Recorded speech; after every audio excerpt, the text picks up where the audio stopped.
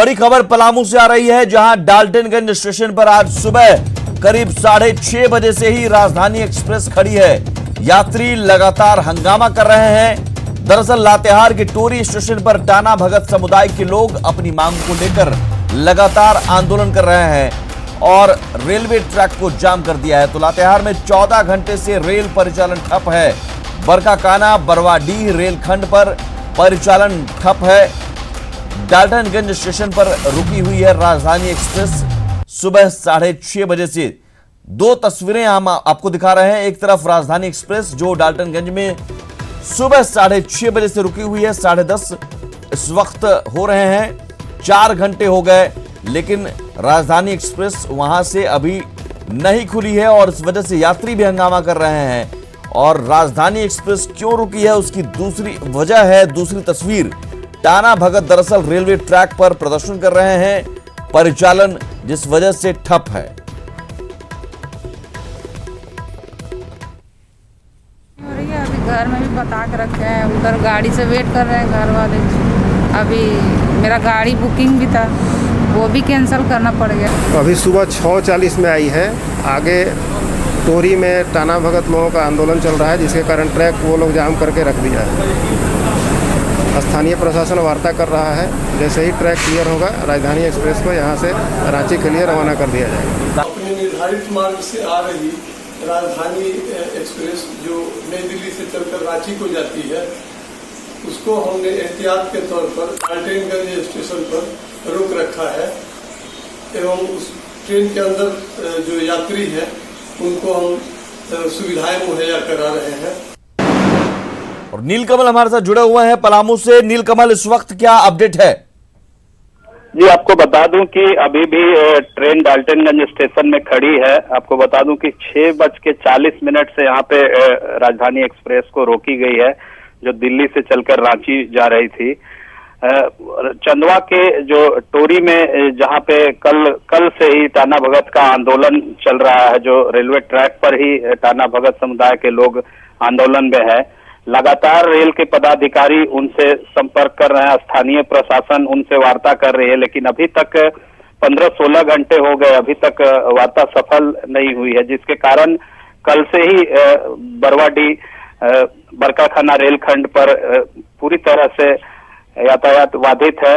आपको बता दूं कि सुबह जब से ट्रेन यहाँ खड़ी है, यात्री परेशान है। वो यहाँ के स्थानीय रेल पदाधिकारियों से बात कर रहे हैं कब ट्रेन खुलेगी।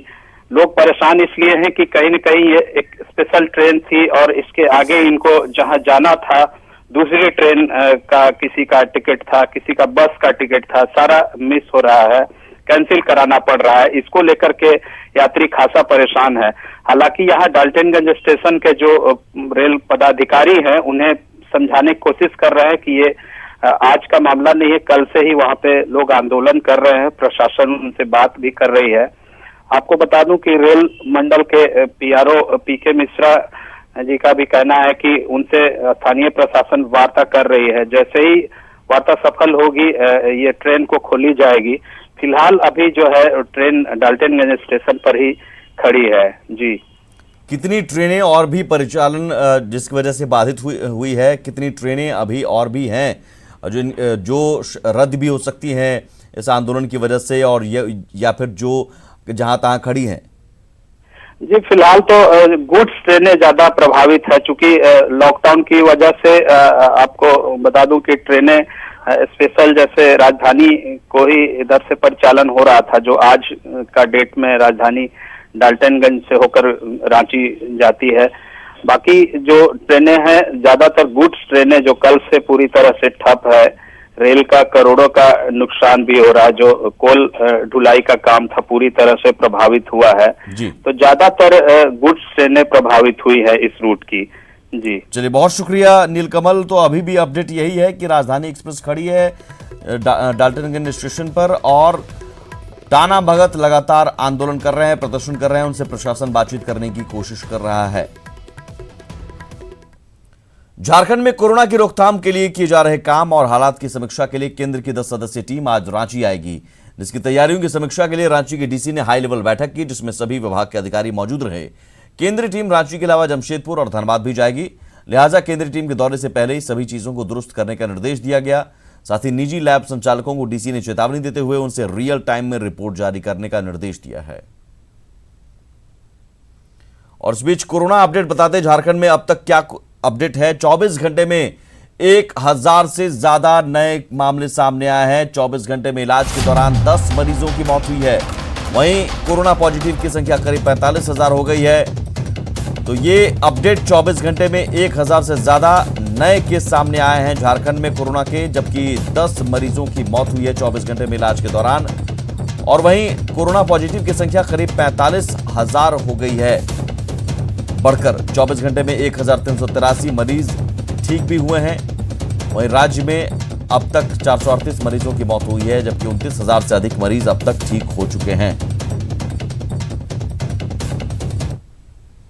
10 लाख कोरोना सैंपल की जांच हो चुकी है, जिसमें 44,862 पॉजिटिव मिले हैं। अगर बात करें पिछले 24 घंटे में, तो पिछले 24 घंटे में 1027 नए केस मिले हैं। और इस तरह से राज्य में कोरोना पॉजिटिव की संख्या बढ़कर 44,862 हो गई है, जबकि पिछले 24 घंटे में 1,383 कोरोना पॉजिटिव ठीक हुए हैं। और इस तरह से कोरोना से ठीक होने वालों की संख्या बढ़कर 29,747 हो गई है। लेकिन दुखद बात यह है कि पिछले 24 घंटे में 10 कोरोना पॉजिटिव की फिर इलाज के दौरान मौत हुई है। और राज्य में कोरोना से मरने वालों की संख्या बढ़कर 438 हो गई है, जबकि 14,677 एक्टिव केस हैं, यानी कि वैसे केस जिनका इलाज अभी राज्य के अलग अलग कोविड सेंटरों में चल रहा है। कैमरामैन अमित के साथ उपेंद्र, न्यूज 18 रांची। झारखंड में कोरोना से जंग में सरकार ने पूरी ताकत झोंक रखी है, लेकिन क्या इसमें पूरी ईमानदारी भी बरती जा रही है? ये सवाल हम इसलिए कर रहे हैं क्योंकि कोरोना की स्थिति विस्फोटक होने के बाद भी केंद्र सरकार से मिले 10 वेंटिलेटर धूल फांक रहे हैं। वहीं विभागीय अधिकारियों के रवैये से डॉक्टरों का मनोबल भी टूट रहा है।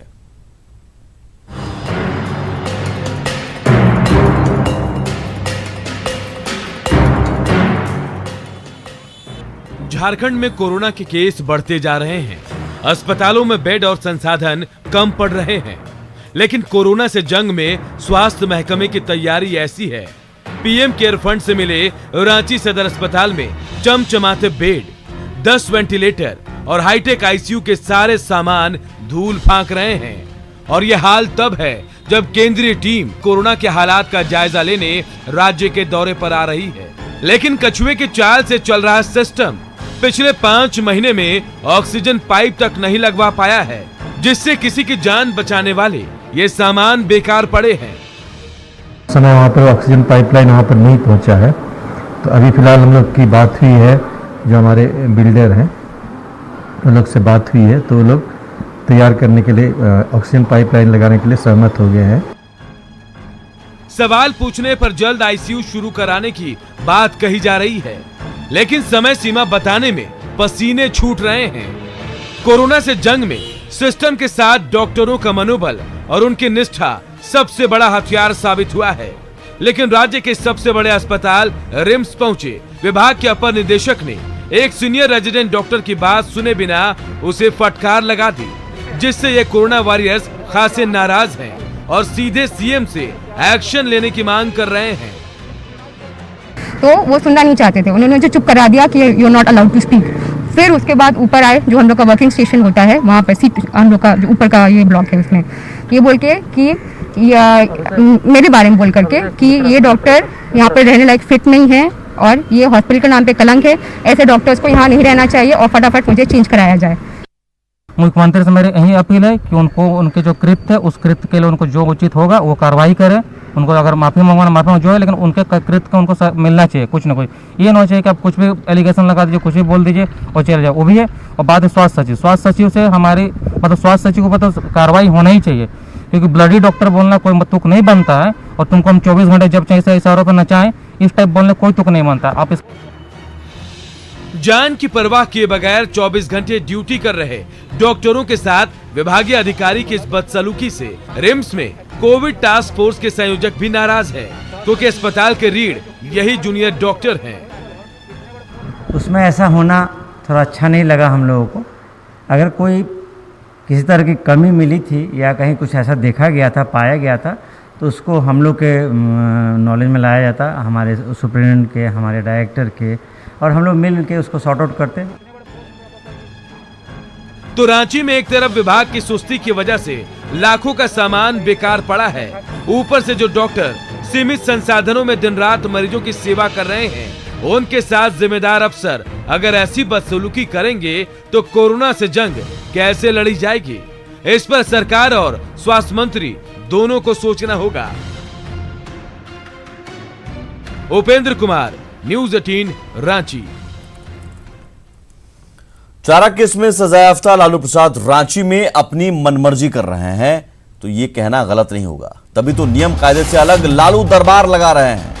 पहले रिम्स में भर्ती थे तो भी मुलाकातियों से मिलने में लालू को परेशानी नहीं थी। जब लालू की सेहत का हवाला देकर हेमंत सरकार ने उन्हें रिम्स से अस्पताल के निदेशक के आवास शिफ्ट किया तो भी लालू का दरबार सस्ता रहा, या यूं कहें कि दरबार अब ज्यादा बड़ा हो गया है। बुधवार को ही कांग्रेस नेता अखिलेश सिंह लालू प्रसाद से गुपचुप तरीके से मिलने रिम्स निदेशक के आवास पहुंचे, मुलाकात भी की और तैनात सुरक्षागढ़ ने उन्हें लालू से मिलने की अनुमति भी दे दी। अब लालू से अखिलेश सिंह की गुपचुप मुलाकात पर रांची के डीसी सीधे जवाब देने से बच रहे हैं तो विपक्ष हमलावर हो गया है। सवाल सीधे सरकार से पूछा जा रहा है और जेल मैनुअल को लेकर भी सवाल खड़े हो रहे हैं। और इस बीच बड़ी खबर यह है कि लालू से मिलने नेताओं की भीड़, रिम्स निदेशक आवास के बाहर आरजेडी नेताओं का जमावड़ा है तो यह संख्या बढ़ती जा रही है। बड़ी खबर इस वक्त आ रही है कि आज भी लालू से मिलने नेताओं की भीड़ पहुंच रही है। लालू यादव के मुलाकात करने वालों की संख्या लालू यादव से लगातार बढ़ती जा रही है। यह तब है जब झारखंड में नियम लागू है कि अगर आप बाहर से आते हैं तो 14 दिन आपको क्वारंटीन रहना होगा। अगर विशेष आपने छूट नहीं लिया है तो फिर भी तमाम नेता पहुंच रहे हैं। भीड़ लगी हुई है रिम्स निदेशक आवास के बाहर, जमावड़ा लगा हुआ है। बिहार विधानसभा चुनाव को लेकर टिकट की दौड़ है ये।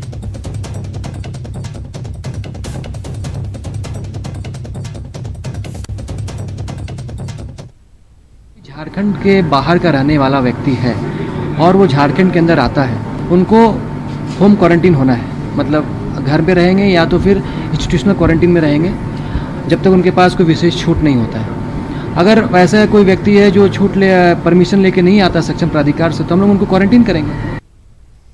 जहाँ पर वो है वहाँ पर राजनीतिक अड्डाबाजी न हो, राजनीतिक निर्णय न हो, इसका ख्याल रखने का काम राज्य की सरकार का है।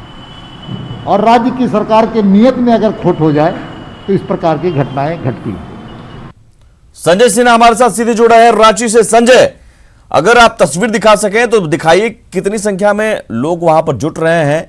और ये हालात तब है जब रांची डीसी कहते हैं कि साहब हम क्वारंटीन करेंगे अगर कोई भी बाहर से आता है तो। कल आनंद फानन में एक विधायक को क्वारंटीन किया गया जब हमने खबर दिखाई, लेकिन अखिलेश सिंह मुलाकात करके निकल गए। आज भी वही स्थिति है। रांची प्रशासन क्या मूक दर्शक बना हुआ है?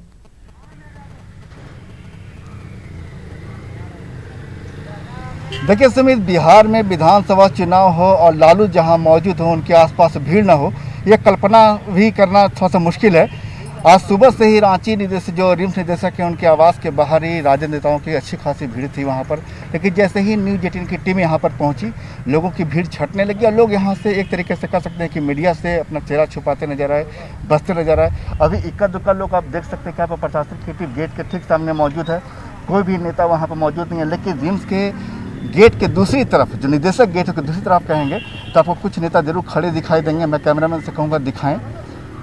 और वहाँ पर आप देख सकते हैं कि कई नेता हैं, जबकि कैमरा उनकी तरफ होता है, लोग हट जाते हैं वहाँ पर, ये सच्चाई है। लेकिन हाँ, जिन लोग मिलने की कोशिश में ज़रूर हों और प्रयास यही रहता है कि लालू से जैसे ही मुलाकात हो, उनका टिकट कंफर्म हो। लोग इसी उम्मीद से बिहार से यहाँ पहुँच रहे हैं। भले ही प्रशासनिक नियम जो कुछ भी हो, कल इसी नियम की धज्जियाँ उड़ाने के कारण आप देख सकते हैं कि बाराचट्टी की विधायक जो समता देवी हैं, उनको जो आपको हटिया में यहाँ फिलहाल 14 दिन के लिए उनको क्वारंटाइन किया गया है, स्टेट गेस्ट हाउस में रखा गया है। संजय, ये बताइए कि जितने लोग आपको नजर आ रहे हैं वो बिहार से ही आए होंगे, बाहर से ही आए होंगे। अगर बाहर से आए हैं तो क्या प्रशासन की नजर इन पर नहीं पड़ रही है क्वारंटीन करने को लेकर? बिल्कुल झारखंड में नियम है कि जो भी व्यक्ति झारखंड से दूसरे स्टेट में प्रवेश कर रहे हैं उनको प्रशासनिक अनुमति पत्र जरूरी है। बिना प्रमाण पत्र को झारखंड में प्रवेश नहीं कर सकते हैं। हो क्या रहा है कि जो लोग बाहर दूसरे जिले से यहाँ, दूसरे राज्य से यहाँ पहुँच रहे हैं, वो अपना कोई भी प्रमाण पत्र दूसरे कारण हवाला देकर, चाहे इमरजेंसी हो, मरीज का हो या कुछ भी दूसरा अन्य कारण दे करके प्रमाण पत्र बना करके और यहाँ पहुँच रहे हैं।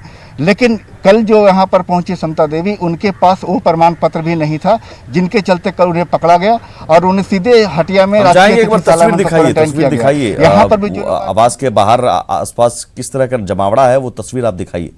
बिल्कुल, मैं कैमरामैन से कहूँगा कि तस्वीर दिखाएं वहाँ पर जो लोग यहाँ पर मौजूद हैं।